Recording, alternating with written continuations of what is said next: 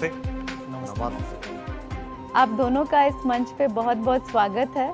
दूध तो हम सब पीते हैं, लेकिन उसके पीछे कितनी मेहनत लगती है, कितना दिमाग लगता है और किस तरह से वो हम तक पहुंचता है, वो एक बड़ी इंडस्ट्री है। तो थोड़ा अपनी कहानी बताएं और उसमें क्या अलग है, क्योंकि डेयरी फार्मिंग बहुत लोग करते हैं लेकिन आपका कुछ अलग तरीका है, तो हमें अपनी कहानी बताएं। मेरा नाम उदय रविंद्र आचार्य है।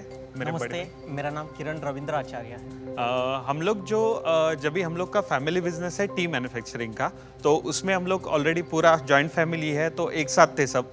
तो उसके बाद फैमिली के लिए बहुत ज़्यादा ऐसा करने का कुछ चीज़ बचा नहीं था कि अरे हाँ कुछ काम करना है, ये करना है, वो करना है। तो हम लोग ने थोड़ा सा, हम लोग के यहाँ जो दूध डालने एक लड़का आता था, तो हम लोग ऐसे बहुत सारे फार्मर्स हम लोग देख रहे थे कि जिनकी सिचुएशन बहुत दिन ब दिन बदतर होती जा रही थी। तो उसका कारण क्या था वो हम लोग ढूंढने का प्रयास कर रहे थे, क्योंकि वो जो भैंस संभाल रहे थे उसका milking 4 litre, 6 litre, 8 litre maximum दिन का दूध, उसके आगे दूध ही नहीं दे रहा था। तो उसका जो खर्चा हो रहा है, उसके लिए दूध का जो खर्चा हो रहा है भैंस संभालने का, वो भी उनसे निकलता नहीं था। तो इसका हम लोग ने रूट ढूंढा, तो उसमें ये पता चला कि भैंस का जो मिल्किंग है वो बहुत कम हो रहा है। उनका जो भैंस वो यूज कर रहे हैं वो बहुत कम मिल्किंग का है, इसकी वजह से वो लॉस में जा रहे हैं। तो इसीलिए हम लोग ने प्रयास किया कि इसका रूट हमें ढूंढना, क्या करना चाहिए। तो पहले हम लोग दोनों जन पूरा इंडिया में जितना भैंस का ब्रीड है वो जगह पे जाके देखा। मतलब हम लोग गुजरात गए तो वहाँ पे अपना महसाना है और अलग अलग ब्रीड है, जाफरा है, ये सब देखा। उसके बाद हम लोग दिल्ली देखा, दिल्ली का भैंस अलग देखा। उसके बाद हम लोग हरियाणा गए। हरियाणा में हमें मुर्रा ब्रीड मिला। मुर्रा ब्रीड ऐसा है कि जो साल में 10 महीना मिल्किंग पर रहता है। 305 डेज उसका मिल्किंग लैक्टेशन पीरियड है और 2 ही महीने का उसका ड्राई पीरियड है, और साल में कम से कम 12 लीटर से तो आगे दूध देती है दिन का। तो ऐसे हम लोग ने सोचा, तो हम लोग ने देखा कि हमें भी उसमें कुछ पहला सीखना चाहिए। वो पहला चीज है, कुछ मालूम ही नहीं तो करके कुछ ये नहीं है। तो हम लोग हरियाणा गए, घर छोड़ के। पिताजी ने इतना ही बोला कि आप जो करना है आपके हिसाब से करो, मेरा कुछ उसमें दिक्कत नहीं है। तो हम लोग 3 साल हरियाणा में रहे। 3 साल हरियाणा में रहे, पूरा हरियाणा, मतलब ये करनाल जींद से लेके हिसार तक हम लोग पूरा घूमे, हर जगह। लेकिन सबके साथ फैमिली रिलेशन पहले बना लिया कि हर एक के पास जाते तो हरियाणा का एक ग्रिट ही अलग है, वो हर एक को अपने घर में एंट्री देते हैं। तो वो अलग ही हम लोग को एक ग्रिट मिला वहां पे। 3 साल पूरा घूमे, उधर स्टडी किया। स्टडी मतलब क्या है, जो भी लिया वो प्रैक्टिकल नॉलेज हम लोग ने लिया उनके पास से, और वो लेके हम लोग 3 साल के बाद फिर से पुणे आ गए, महाराष्ट्र में, जो हमारा होम टाउन है। तो पुणे महाराष्ट्र में आने के बाद हम लोग ने पहला चालू किया काम वहां पे। उसके बाद हम लोगों ने वहाँ पे फार्म डेवलप करना स्टार्ट किया, किसानों से बातचीत करना स्टार्ट किया। अभी अगर वहाँ पे हम लोगों ने पहले तो एक कि लोगों में अवेयरनेस होना चाहिए। कोई भी काम करना है तो वहाँ पे ग्रास रूट लेवल उसको बताना पड़ेगा कि ऐसा नहीं है, ऐसा नहीं है, ऐसा करना चाहिए, वैसा करना चाहिए। इसलिए हम लोगों ने वहाँ पे 120 सीट्स का अभी थिएटर पहले हमने एस्टेब्लिश करना स्टार्ट किया। उसके बाद हम लोगों ने वहाँ पे 25 से 30 लोग रहे वैसा इंतज़ाम किया। वहाँ पे एक 50 भैंस का पूरा प्रैक्टिकली उनको सीखने को मिले, इसलिए हम लोगों ने वहाँ पे फार्म डेवलप करना स्टार्ट किया। तो ये करते करते वहाँ पे फार्म डेवलप हो गया। धीरे धीरे इसका नतीजा ऐसे हमें मिला कि हम लोग जो काम करना चाहते हैं, हम लोगों ने पहले ही तय कर लिया था, हमें जो करना है फ्री में करना है। हमें किसी के पास से भी 1 रुपया भी नहीं लेना है, हमें ज्ञान देना है। आप जनता को फ्री में देते हैं। हाँ, नॉलेज देना है। भैंस जो है वो हम लोग हरियाणा से जो ब्रीड हम लोग बनाते हैं वो हम लोग बेचते हैं। ठीक। अच्छा। उसका तो सेलिंग का काम है, समझ गया। लेकिन उसके साथ वो ब्रीड संभालना कैसा है, उसका आपको संभाल कैसे करना है, लाइफस्टाइल क्या है उसका डाइट प्लान क्या है, ये सब वहाँ पे हम लोग ने तभी सिखाना पूरा स्टार्ट मिला किया। के कितने भैंस आप हरियाणा से ला चुके हैं जो बाकी फार्मर संभालते हैं? कितने फार्मर सीख चुके हैं और कितने भैंस संभाल रहे हैं वो लोग? अभी तक 5 to 6,000 बफेलोज हम लोग ने 6,000 महाराष्ट्र, कर्नाटक, तेलंगाना आंध्रा, और आंध्रा, गोवा ऐसे 5 स्टेट में हम लोग ने 5 to 6,000 बफेलो बहुत आज बढ़िया। तक दिया हुआ है। ये आपने सेल एंड बाई करवाया?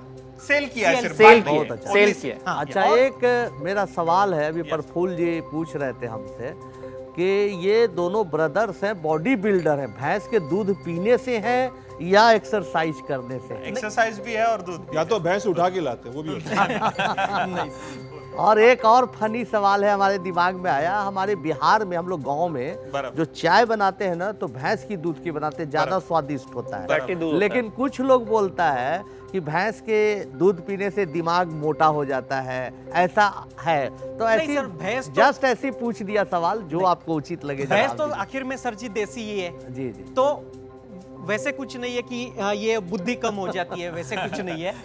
मगर इसका नतीजा हम लोगों ने सर जी, इससे हमें बहुत बढ़िया अभी मिल रहा है कि ये जो अवेयरनेस प्रोग्रामिंग जो स्टार्ट हुआ वहाँ पे, उसके बाद हमें लोगों से और फार्मर लोगों से एक हमें पता चलने लगा है कि उसका इकोनॉमिक जो यानी कि बदल उसका रहा एक फाइनेंशियली डेवलपमेंट है वो अच्छा अभी होने लगा है। इसमें थोड़ा आप हमें समझाएं कि सपोज एक किसान है, वो आपकी भैंस खरीदना चाहेंगे तो कितने रुपए लगेंगे और उन्हें क्या कहीं से लोन वगैरह मिल सकता है उसके लिए?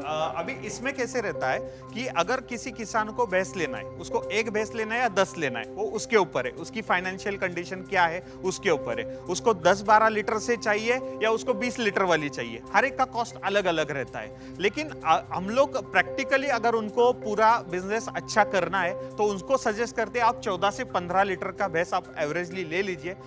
उसका कॉस्ट 1,15,000 से 1,30,000 के बीच में होता है। उसमें हम लोग उनको पूरा सिखाते हैं, मतलब ये तो भैंस है हरियाणा से 6 दिन का पूरा ट्रैवल करके पुणे में पहुंच जाती है। 6 स्टॉप रहते हैं उसको। वो पहले हम लोग ने 1.5 साल, 1 से 1.5 साल हम दोनों ने पहले गाड़ी में ट्रक में बैठ के हम लोग खुद लाए हैं खुद भैंस को पहले लेके 1.5 आए साल। आप। तो उसके बाद हम लोग को वो पूरा नॉलेज है कि भैंस को ट्रैवलिंग में करना क्या है। तो क्या अभी आपके पास किसान खुद आते हैं, वेटिंग लिस्ट है कि भाई कब हम लोग हमें के पास अपनी भैंस बुकिंग रहता है मिलेगी? कम से कम आगे का 40 भैंस का तो अभी भी बुकिंग है हमारे पास, क्योंकि उनको क्वालिटी मिलता है। मैम चीज क्या रहता है, बहुत लोग खुद हरियाणा जाके भी भैंस खरीदी करते हैं, वहां पे दूध दिखता है, लेकिन वो महाराष्ट्र में जब आता है उसको दूध ही नहीं दिखता है। सबसे बड़ी बात यह है इस बिजनेस में, जब तक हमें नॉलेज नहीं है तब तक आप कुछ नहीं कर सकते। हरियाणा का भैंस भारत में किसी भी जगह पे जाए तो वहां का लाइफस्टाइल जो है वो हमें सीखना पड़ेगा।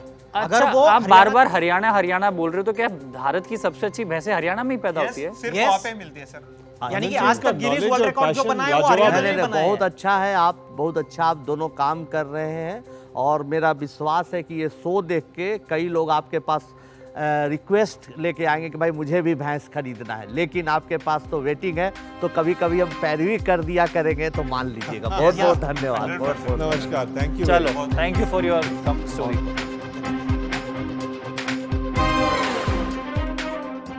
मुर्रा भैंस पालन से साल का औसत मुनाफा 16 से 17.5 लाख रुपए। अगर आपके पास जमीन है तो 12 लाख रुपए का शुरुआती निवेश लगेगा। मुर्रा भैंस पालन शुरू करने के लिए नाबार्ड और NHB की योजनाओं से लाभ मिल सकता है।